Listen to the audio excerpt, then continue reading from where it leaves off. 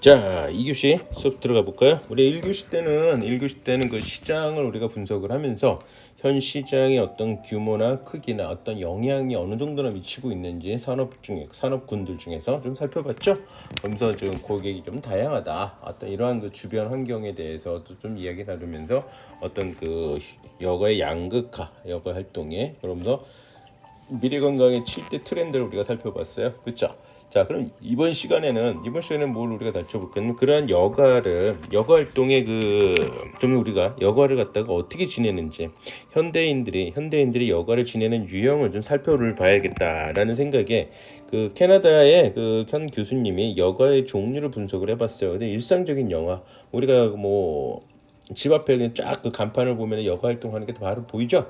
뭐 당구장을 간다든가 탁구장을 간다든가 어떤 PC방 가서 전자게임을 한다든가 이런 것이 다 여가 활동들이잖아요. 이런 여가 활동들 이런 것이 일상적인 여가 활동이에요. 왜냐하면 일상생활권 안에서는 진행되는 것들이거든. 그런데 이제 그러지 말고 또한 프로젝트형 여가라는 게 있고 진지한 여가라는 게 있어요. 그래서 여기 스티븐스 교수는 우리가 이제 진지한 여가에 좀 관심을 가져야 되지 않냐라고 하는 건데, 그래서는 우리가 이제 일단 프로젝트형 여가에 대해서 잠깐 살펴보고 넘어가자면, 일상적인 여가는 우리가 일상생활권에서 진행하는 하나의 여가들, 좀 전에 얘기했던 뭐 그런 거라고 할 수 있겠고, 프로젝트형 여가는 말 그대로 프로젝트인 거죠. 그래서 어떤 결혼식, 어떤 생일 파티, 어떤 이런 이벤트, 만난 지 100일째 이벤트 뭐 이런 거가 이러한 여가 활동이 프로젝트형 여가다라고 보시면 돼요. 그러니까 일상적인 여가하고 프로젝트형 여가는 좀 다르죠.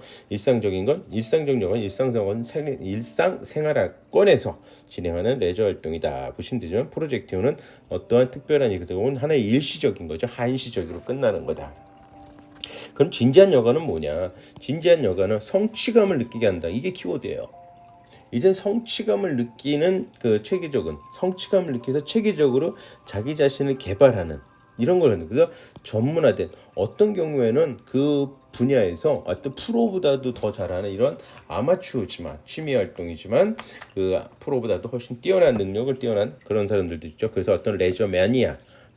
어떤 스킨 스쿠버를 한다든가 마라톤을 뛴다든가, 그다음에 인라인 스킨, 댄스 스포츠, 플라이닝 나이시, 바다 낚시 같은 거, 해외 봉사 활동 같은 거, 이런 것들이라는 거죠. 이러한 것에 우리는 진지한 관심을, 우리가 여가에 관심을 가져서 관광 산업자 입장에서 종사원으로서 콘텐츠를 개발하는 사람들로서 이 진지한 여가를 여길 때 가장 중요시 여기는 이 성취감을 느끼게 해주는, 그러니까 콘텐츠를 이용해서 상품 만들 때 분명히 욕구를 충족시켜주는 것이 있어야 되는 거다.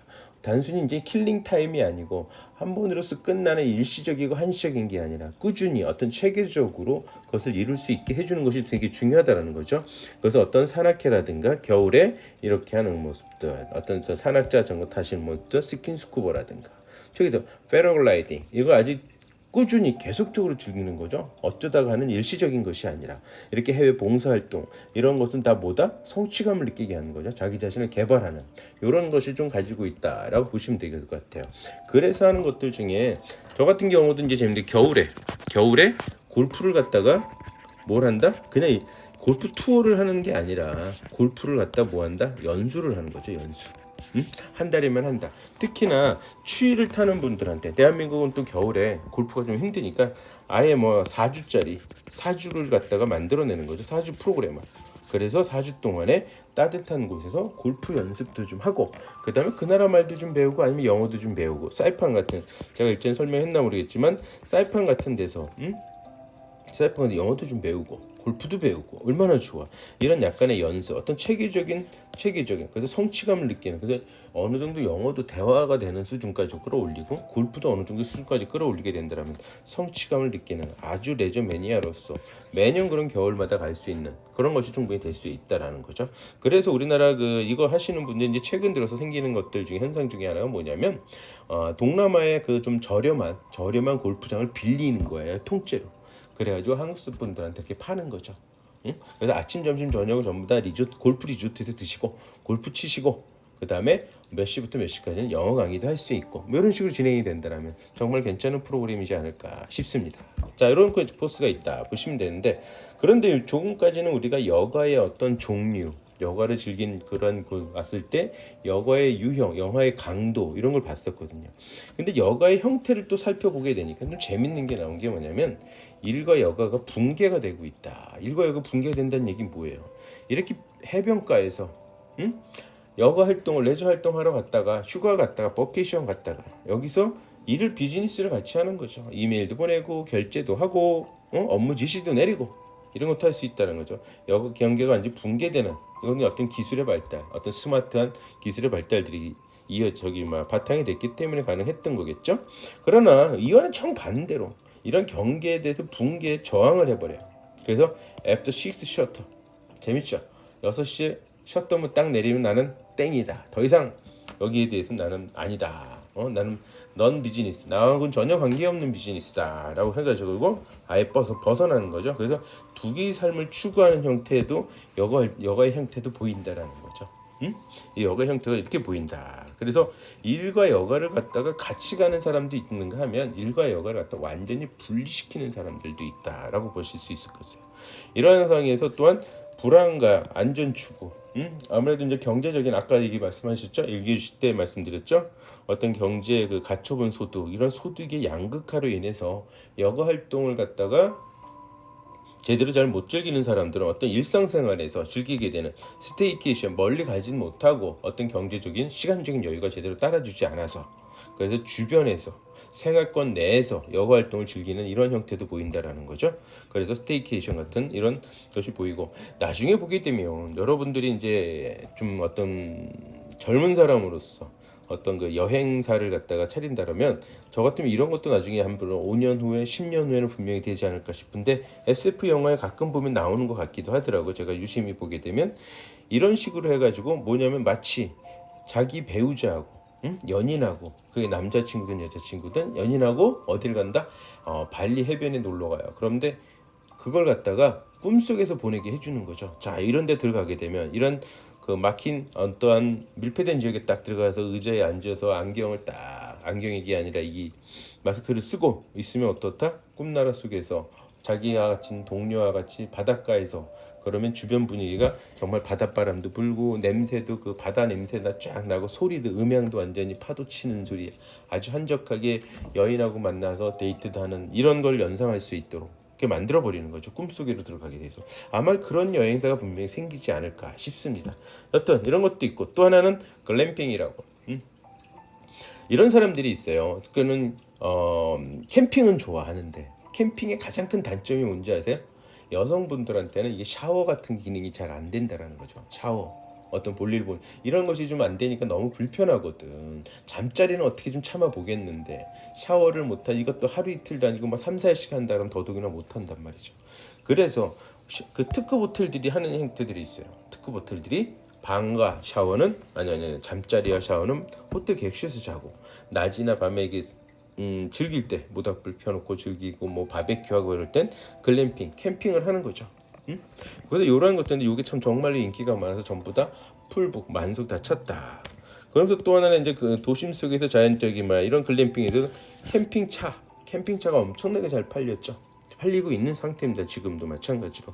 그래서 앞에 보이는 게 이 폭스바겐에서 그냥 다닐 때 하나의 밴 같은데 저렇게 어디에 정차를 해서 펼치면 지붕도 만들어지고 침실도 만들어지고 아주 좋죠. 그 안에 어떤 그 나름대로 생활할 수 있게 이런 것들도 상당히 많은 비즈니스의 또 하나의 역할로서 또 비즈니스가 새롭게 진입하는 이런 기회들이 또 생기죠. 그래서 폭스바겐도 이런 차 만들어내죠. 그래서 캠핑카는 너무 비싸고 사실은 어떻게 보면 캠핑 갈 때 아니면 쓸모가 없거든. 근데 밴을 갖다 만들어서 이렇게 잠자리를 만들어낼 수 있다면 얼마나 좋은 도구가 되지 않겠냐. 그거는 캠핑에 어떤 글램핑 하는 데 있어서 철저히 레저 활동하는 데서 가장 중요한 또 도구로서 또 자리 잡지 않을까 싶습니다. 자, 그래서 여가는 이렇게 네 가지 또 형태로 또 나눠질 수도 있다. 아까 조금 전에는 캐나다 한 교수님의 여가의 세 종류 즐기는 그 모습을 보게 되면 세 종류로 나눠지게 되고 또 형태는 또 이런 식으로 또 나눠진다라고 보시면 될 것 같아요. 그렇죠? 그다음 이제 하나의 테마로서 이제는 테마예요. 조금 전까지는 첫 번째는 우리가 여가의 종류, 여가의 노는 강도가 되겠죠. 얼마나 내가 체계적이냐, 한시적이냐 그런 거죠. 그러나 두 번째 우리가 봤을 때는 그 여가의 형태들을 본 거예요. 일과 구분됐냐 아니냐. 그렇죠. 그다음에 세 번째는 뭐냐, 그 여가를 즐기는데, 이런 관광을 즐기는데 뭐가 중요하다? 어떤 테마. 그 테마가 되게 중요해요. 그 자기 자신이 욕구가 있을 거 아닙니까? 같은 레저 활동을 관광을 다니더라도. 그럼 이 테마의 트렌드를 보게 되면 첫째가 학습과 정신적인 풍요예요. 이건 하나의 지식 욕구죠. 제가 항상 저는 놀라는 게 뭐냐면 이 페루의 잉카 문명이에요. 잉카 문명이 무너지는 것도 참 어이가 없이 무너졌기도 했지만은, 일단은 이 바위를 봤을 때 이 사람보다도 훨씬 큰 바위들이, 돌들을 갖다 모아놨는데, 야, 돌을 어떻게 그때 당시에 저걸 깎아가지고 해놨는데, 돌과 돌 사이에는 종이 한 장이 안 들어가도록 아주 정교하게 해놨다라는 거예요. 그래서 참 대단하다. 그때는 어떤 드릴이나 뭐 이런 게 없었을 텐데 불구하고 저렇게 해놨다는 건 항상 갈 때마다 상당히 놀래요. 그래도 이집트의 스핑크스나 피라미드를 볼 때도 정말 내가 교과서에서 배웠던 것들, 이집트인들이, 고대인들이 파라오가 어떤 능력을 가졌길래 아무리 신의 취급을 받았도, 그렇죠. 그러다 보니까 이런 데 가서 제가 배웠던 것들을 갖다 이렇게 보게 되면 지식적인 욕구를 채워주는데 참 대단하다는 걸 많이 느끼게 되죠. 마찬가지인 거죠. 그런 거를 찾고 싶은 거죠. 내가 배웠던 거, 어떤 지식의 욕구, 정말 지식으로서 갖추고 싶은 이런 지식의 욕구를 채워주는 그런 테마가 되게 중요하게 된다라고 보시면 되고, 또한 이런 걸 가지고 또 이런 식으로 상품을 또 컨텐츠를 만들어 볼 수도 있어요. 이게 뭐냐면 여러분들 기회가 되면 좀 여유가 있을 때 이 다빈치 코드란 책을 한번 사서 읽어보세요. 재밌어요. 이게 영화로도 만들어서 상영이 됐거든요. 뭐냐면 톰 행크스가 저 주연으로 나온 영화인데, 이 책에 의하면 어떠한 비밀을 찾아가는 거예요. 비밀을 하나하나 어떻게 우연찮게 톰 행크스가 비밀을 하나하나 풀어가는데, 재미있는 게 뭐냐면 A 성당에 갔더니 뭐 비밀을 찾았어. 근데 그걸 보면 또다시 또 거기서 비밀이 연결되고 실마리들이 계속 나오는 거죠. 그러면서 끝까지 찾아가게 되는데, 그래서 이것이 묘하게 연결되는 게 어떤 그 캐톨릭, 그 신앙이죠. 서양 종교하고의 그 문제점에서 캐톨릭이나 이런 데서 상영을 금지 요청까지도 됐었던 거였는데, 정말 볼만한 어떤 스피디 있는 스릴러 문인데 뭐 보실만한데, 제가 이걸 갑자기 꺼냈던 얘기는 뭐냐면 이런 적이 있는 거죠. 이거를 이용한 여행을 만든 거예요. 이 책에 따라가는 그 코스, 톰 행크스가 다녔던 그 코스를 갖다가 여행을 만든 거죠. 그래가지고 프랑스와 영국에 있는 성당들을 갖다 찾아다니면서 레오나르도 다빈치가 건축물을 지으면서 그 안에다가 비밀을 계속 새겨놔요. 건축물에다가, 본인의 작품에다가. 그래서 다빈치 코드예요. 다빈치가 남겨놓은 코드를 해결해 가는 거였죠. 그러니까 요거를 보게 되면 영화나 책을 읽었던 사람들은 그대로 자기도 해보고 싶거든. 이게 이제 지식의 욕구거든. 그런 것들을 채워주는 게 어떤 학습과 정신적인 풍요를 갖다가 이루어지는 거다. 그래서 이러한 테마로서도 이런 상품들을 만들어낼 수 있다라는 거를 여러분들한테 말씀드리면서, 두 번째는 민족 고유의 제품들이죠. 참 재밌는 것들인데, 일전에 제가 어느 조사를 해서 봤던 건데, 외래 관광객이, 소위 외국인이죠, 한국에 와가지고 깜짝 놀랐던 사건들이 있었어요. 그 사건들이 뭐였냐면 뭐였을 거다. 저도 깜짝 놀랐는데 설마 이거였을 줄은 몰랐다. 그 사람들이 정말 놀랬던 거는 이 동대문 시장과 남대문 시장에 짐을 옮겨다 주는 사람들. 지금 우측편 이미지처럼 이 지게라 그러죠. 지게에다가 자기보다도 2배, 3배 되는 높이로 쌓아가지고서는 막 거리를 왔다 갔다 활보하는 모습은 정말로 서커스들 맨들 같았다. 그러면서 여러분들은 잘 보기 힘들었지만 그때 당시만 해도, 이 80년대 90년대만 해도 어떤 일들이 되게 많았냐면, 식당에서 일하시는 분들이, 아주머니들이 뒷짐지고 쟁반 하나 머리 위에다 딱 올려놓고 거기에 음식물이 2층 3층씩 싸가지고 왔다 갔다 하는 모습도 되게 많았거든요. 그러니까 외래 관광객들 이걸 보면 완전히 다들 남자든 여자든 다 서커스맨이다 라고 여길 때 가장 인상적인 모습들이었다라고 설문조사에 나와 있더라고요. 이런 것들이 정말 관광의 어떤 그 컨텐츠로서 잘 적이 된다. 그래서 민속 고유의 어떤 제품들이라든가 그러한 전통, 관습 이런 것도 하나의 트렌드가 형성되고 있고요. 그 다음에 향수죠. 지금 보이는 이미지는 제가 제주도에 있는 선녀와 나무꾼이라는 그 테마파크에 하는 이미지를 깨웠는데, 지난 연도 자기가 젊었을 때 어떤 살아왔던 생활 양식들, 이런 문화들을 갖다가 볼 수 있어서 과거로 회상하는 어떤 추억에 잠기는 이러한 것들도 정말 테마가 형성이 되고 있다 보시면 돼요. 다음에 이제 건강, 당연한 거죠. 건강에 대한 의식. 그러니까 요가라든가 힐링, 여기에 많이 자기 수양도 많이 되게 되죠. 다음에 이제 맞춤 서비스 나한테 딱 꼭 맞는 그리고 어떤 편의성, 신속성. 응? 그다음 요즘에는 그래서 이 편의성과 신속성을 보게 되면 프라이스 가격은 그렇게 중요시 않다. 나한테 맞아. 그래서 당초 그 왜 우리 그 동네에 있는 편의점들이 있었잖아. 이게 장사가 과연 될까? 처음엔 참기 쉽지 않았다는 얘기였거든요. 왜? 한 푼이라도 좀 저렴한 마트나 아니면은 저기 뭐죠 슈퍼나 아니면 좀 더 멀리 가면 마트에 가서 대형 마트 같은 데서 물건을 사지 그렇게 정상 가격을 주고 할인이 제대로 안 되는 편의점에서 물건을 살까 처음에 그게 반신반의했죠. 그러나 젊은 세대들을 중심으로 뭐예요?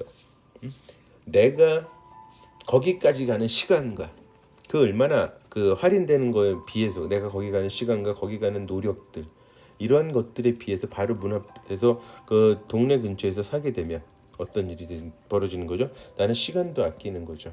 그 다음에 차를 끌고 가야 되는 이런 불편함도 없고 많이 사야 된다라는 강박관념도 없고 이러다 보니까 어떤 편의성이 훨씬 더 중요시되고 또 빨리 시간은 내 시간은 금이다. 내 시간이 훨씬 더 중요하다는 거죠. 그러한 것이 인식이 되는 이런 상품 내 어떤 컨텐츠들이 필요하다라는 말씀이고요. 예측 불가능한 활동을 향유하는 걸 상당히 좋아한다.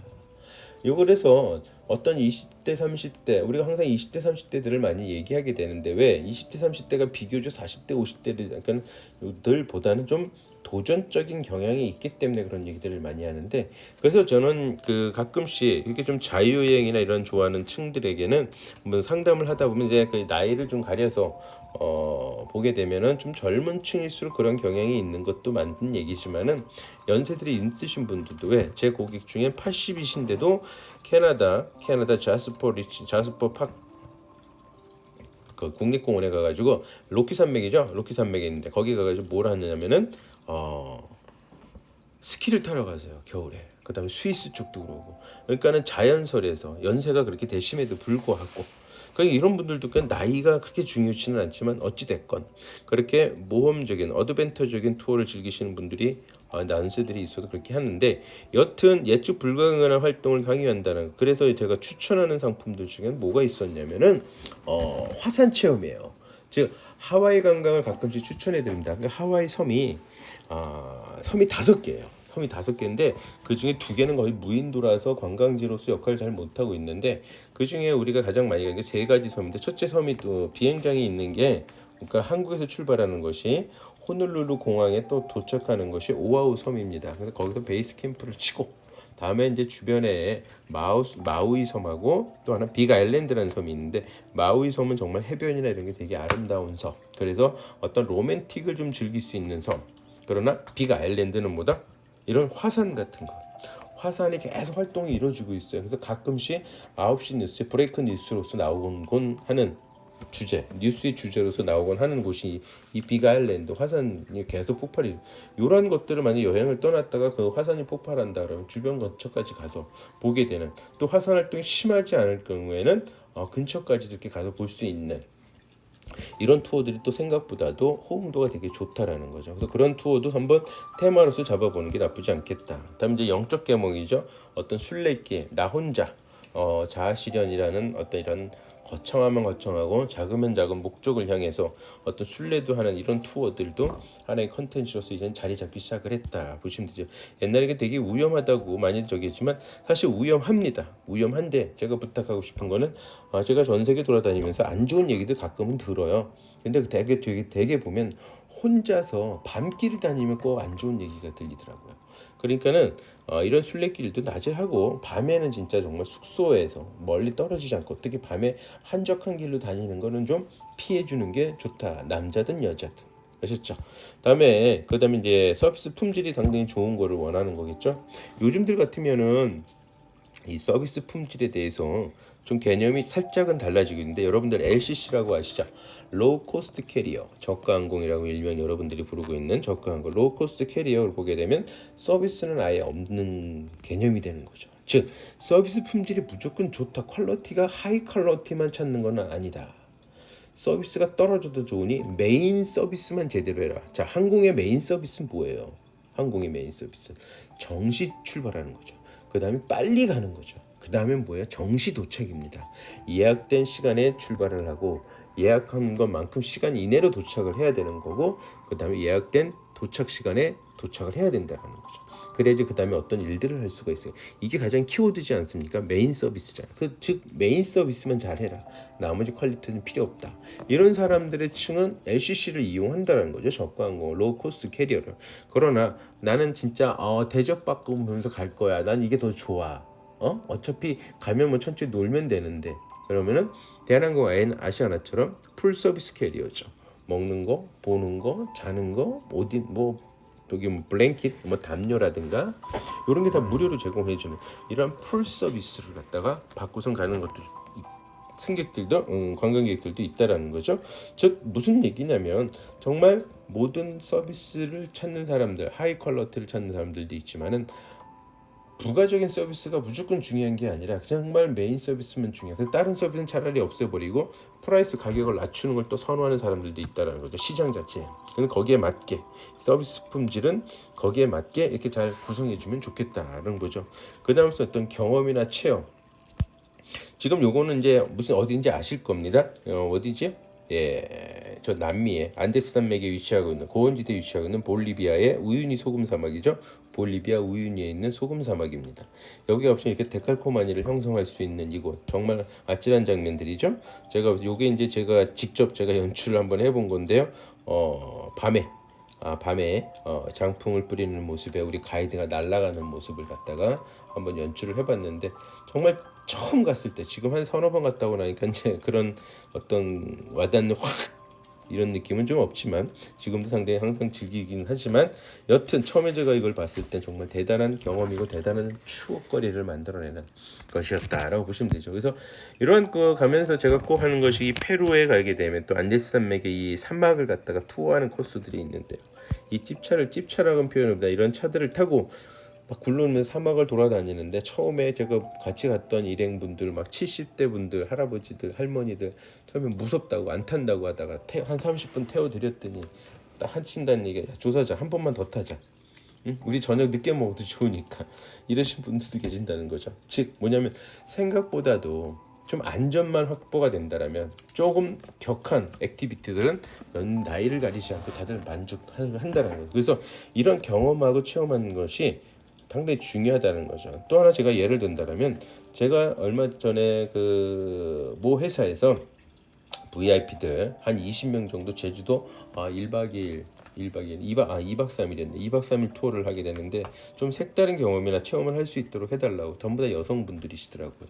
여성분들을 하게 되면 뭐 남성분들도 그렇겠지만 여성분들이 하게 되면 일반적으로 남성에 비해서 군대 생활은 안 해보겠는데 되게 많죠. 차이가 거기서 많이 나거든요. 그래서 남성분들 뭐 군대 갔다 온 분들은 아시겠지만 군대 가면 제일 먼저 일상생활에서 하지 못했던 체험이 뭐예요? 총 쏘는 거죠. 총. 네. 그래서 여성분들 제주도 가가지고 동그란 원판 맞추는 총, 그 다음에 권총 이런 체험들 다 하게 했어요. 그러고 난 다음에 꽝 샤브샤브 요리를 딱 들 때 정말 고객들 만족도가 최고로 정말 안 해본 거를 이런 경험들을 해보게 하는 정말 색다른 거기서는 일상생활권에서는 즐길 수 없는 체험을 하게 해주는 이런 것들을 상당히 고객들의 욕구를 채워주는 하나의 트렌드로서 자리를 잡고 있다라는 사실이죠. 그래서 컨텐츠 개발할 때는 이렇게 시장을 갖다가 제대로 분석을 해서 거기에 맞는 고객들의 어떤 관광상품 소비하는 사람들의 욕구를 채워주는 노력이 상당히 중요하다. 그렇다면은 그러한 것들에 대한 분석이 당연히 중요하다. 그럼 여러분들은 국내만의 관광을 중심으로 그러니까 대한민국 국내 사람들의 어떤 여행에 대한 트렌드를 한번 살펴보는 것이 되게 중요하게 되겠죠. 그거에 맞춰서 우리 그 관광공사에서 뭘 했냐면 빅데이터 분석을 해가지고 2017년도서부터는 관광의 어떤 트렌드를 조사를 해서 발표를 하기 시작을 했어요. 2017년도에는 2017년 18년도엔 여행의 일상화 스타트라 그래가지고 항상 언제든지 여행을 떠나는 이런 것들. 그 다음에 인스타 TV에 올려놓고 TV를 참고하고 어떤 이런 방송에 참고해가지고 여행을 떠나는 그리고 혼자 떠나는 여행이 많아졌다. 그런 바람에 혼자 떠나다 보니까 나 혼자만의 여행을 하게 되고 멀리 가진 않는 이런 가다 보니까 도시에 많은 관광객을 당기기 위해서 도시 재생 콘텐츠를 재생시키는 거에 대한 관심이 되게 많은 거예요. 그래서 남들이 잘 안 가보니까 유명한 관광지보다 남들이 잘 가지 않는 그런 데 가게 하려면 각각의 지방자치단의 목적지, 방문지에서 좀 더 볼만한 아기자기한 나만이 즐길 수 있는 이런 콘텐츠들이 자꾸 개발되는 일들이 유행이 될 거다.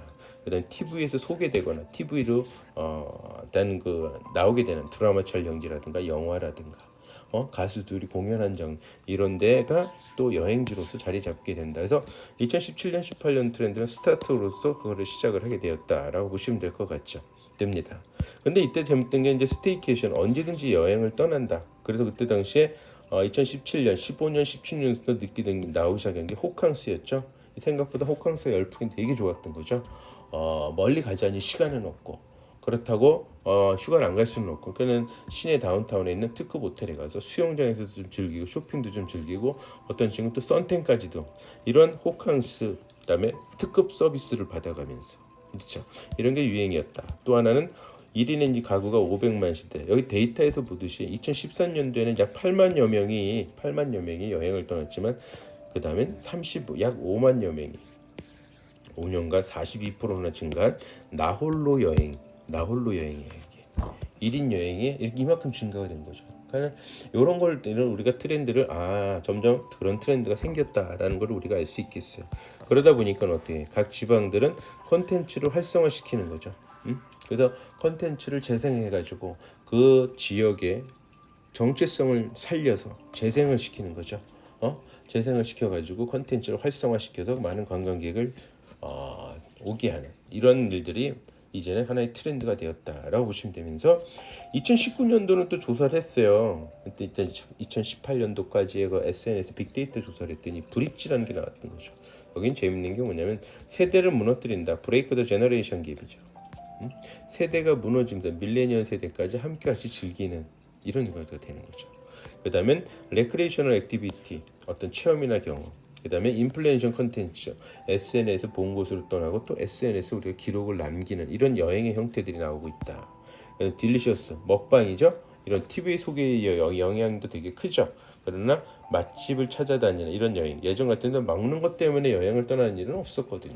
그러나 이제 먹는 것 때문에 여행을 떠나는 딜리셔스 푸드 여행이 되고 있다. 그다음에 고 애니타임 2017년 18년도에 스테이케이션과 같은 어떤 호캉스와 같은 이런 것을 한 거는 2019년도 동일한 트렌드다라고 보시면 되고 다음 이제 이스트 코스트라는 말이 나와요. 이스트 코스트는 뭐냐면 강원도에서 여행을 즐기던데 왜 갑자기 이 말이 튀어나왔냐 보는 원인은 뭐냐 KTX가 강원도에 KTX가 생겼다는 거죠. 새롭게 이게 새롭게 생기니까 뭐가 좋은 일이 생겼어요.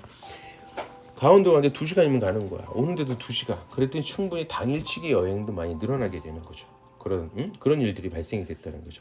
그전에는 강원도를 주말에 왔다 갔다 하려면은 맨날 차가 막혀가지고 상당히 좀 약간 스트레스 받는 여행이 될 수도 있었거든요. 그러나 이 KTX로 인해서 심리적으로 물리적으로 가까워진 강원도 당일 여행 같은 것들이 늘어난다. 그래서 2019년도 분석을 했더니 재밌는 게 역시 스테이케이션하고 고 애니타임이 연관이 돼 있는 언제든지 여행을 떠나는 정말 일상이 됐다라는 거죠. 이제 여행이라는 것 자체가 남의 말이 아니라. 그리고 또 하나는 이제 2019년도 전망은 예상했던 게 재밌는 게 숙박업이 감소되었다. 왜? 당일 여행하니까. 그러니까 여기서 때 성공했던 기업들이 뭐냐? 기업이란 표현은 좀 그렇겠지만 성공했던 업종들 택시가 오히려 왜? 차를 안 갖고 가고 기차 타고 가니까 택시 타고 이동을 하는 거 짧게 그걸 거기서 마시고 즐기고 또 하나 이런 차를 안 갖고 가니까 술이 먹는 거 F&B가 또 발달이 된 거죠. 다만 숙박업은 잠을 안 자니까 이렇게 됐다는 거죠. 그래서 이 KTX가 활성화가 되고 심리적으로나 물리적으로나 가까워졌으니까 모든 지자체들은 이런 방문객을 점점 늘리기 위해서 콘텐츠를 재생시키는 거 완전히 활성화하는 이런 작업들이 되게 많아졌다라는 것이 이제 2019년대 관광의 트렌드였다라고 보시면 되죠. 그럼 2020년도에는 이 플랫폼과 같이 해서 더 맞는 여행, 나한테 더 맞는 그래서 컨텐츠는 근데 이번에는 컨텐츠도 지자체에서 만든 것이 아니라 이제 유튜버들이 또 성장하는 하나의 유튜버의 컨텐츠를 올리기 위해서 소위 해서 클릭수를 올리기 위해서도 직접 이렇게 컨텐츠를 만들어내는 사람들도 상당히 많이 증가를 하게 됨으로써 그 지역들의 어떤 컨텐츠들이 많이 좀 더 정비되는 이런 일들도 많이 발생을 하고 있고요.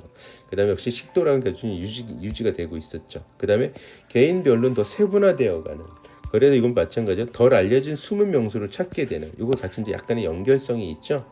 좀 더 세분화시켜가지고 내가 원하는 게 정말 뭔지, 단순히 큰 범주가 아니라 좀 더 디테일한 걸 찾아가기 시작을 했고, 그러다 보니 숨은 명소들도 찾게 되고, 숨은 명소 나 혼자 왔다 갔다 하고 그걸 SNS에다 또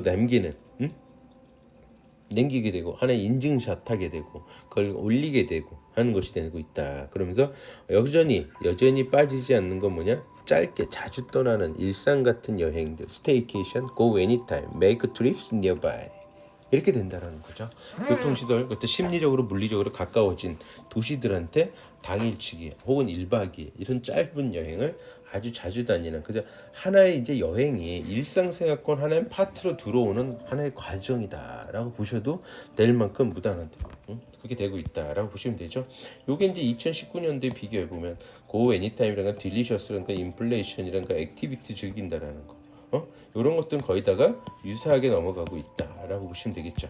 다음에 이제 2021년도는 코로나라는 것 때문에 이제 하나 바뀌고 있는 거죠. 완전히 트렌드. 코로나 때문에 여행 산업은 완전히 지각 변동이 발생이 되었다. 이건 뭐 누구나 다 그렇게 생각하는 거죠.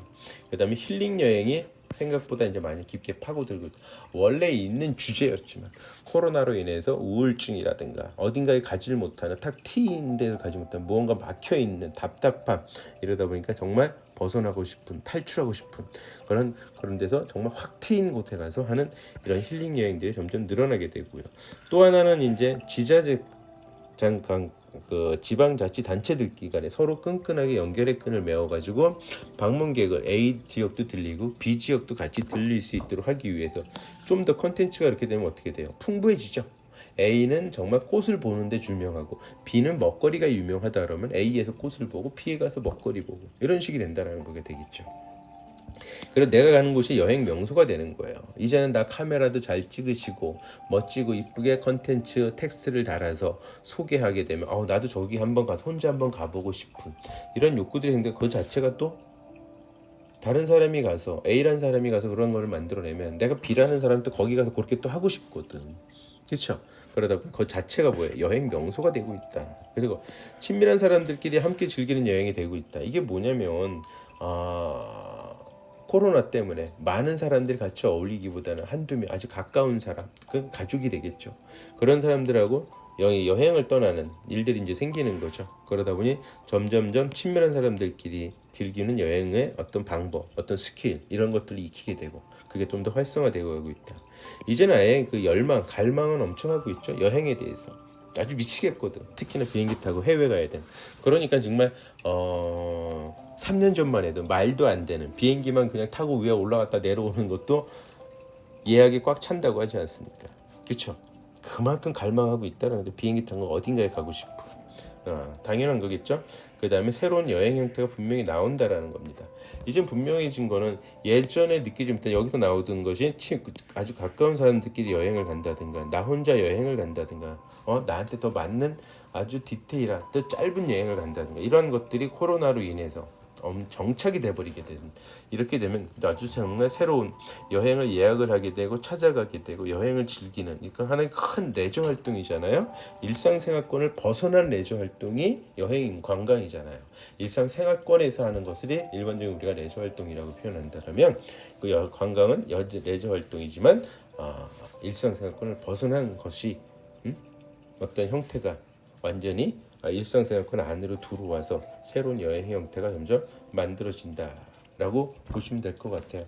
그런데 또한 이 코로나의 관광공사에서 코로나 때 이 시대의 관광 이동 패턴을 좀 분석을 해봤어요. 행동 분석을. 그랬더니 근거리 쪽으로 간다. 쇼트 디스턴스 S. 그 다음에 액티비티, 여전히 레저, 캠핑을 선호한다라는 거. 그 다음에 F 패밀리, 아주 친근한 은밀한 사람, 여전히 가족들하고 같이 다니는 게 맞구나. 다음에 이제 에코, 청정 지역으로, 이젠 바이러스 이런 게 너무나 당연히 지저분하고 나만 해서 생긴 게 바이러스다 보니까 청정 지역으로. 그래서 웬만한 호텔들은 잘 투숙을 오히려 안 하는데 아예 특급 호텔은 투숙률이 좀 높은 이유가 있어요. 왜? 깨끗하니까. 오히려 그러니까 특급 호텔은 비싸도 방이 없어요. 그런데 저렴한 호텔들은 방이 남아돈단 말이에요. 좀 지저분하니까는 바이러스 걸릴까봐 안 가는 거죠. 그래서 일단 청정 지역들, 지역만이 아니라 숙박시설도 또한 식당도 사람이 많이 모이는데 살짝 피하는 경향이 있다. 그다음에 여전히 인기 관광지는 여전히 찾아가게 되는 거죠. 그다음에 욕구는 여전히 존재. 아까 열망한다 그랬잖아요. 그런데 회복 수요는 아직도 좀 멀지 않았냐. 그래서 2023년, 2022년이 올해는 어떤 지나야 된다. 그래서 2022년 아마 여름쯤 정도면서부터 뭔가 변화가 많이 발생하지 않을까라는 것이 지금 여행 전문가들이 많은 하는 이야기들인다고 보시면 될 것 같아요.